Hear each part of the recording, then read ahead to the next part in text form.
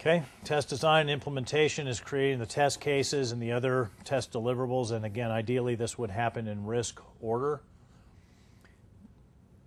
This makes sure that we're ready to start the most important tests early and could potentially even make them available to the development team for use in informal testing prior to delivery.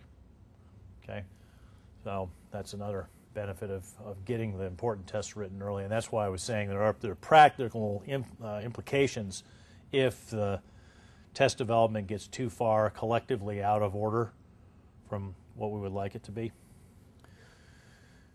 Let's see, allocation of effort for test creation and test execution based on risk, of course, so this should be thought out as you go through the test design and implementation process. You should be thinking about, okay, how are we going to sequence these tests?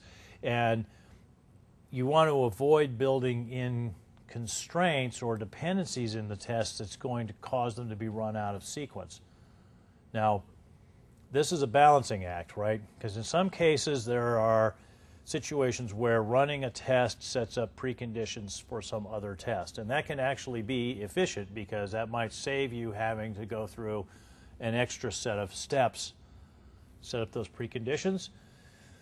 But if the test that runs first to set up the preconditions is a much lower priority test, then you have to ask yourself, is this really make sense to introduce this kind of dependency into my tests?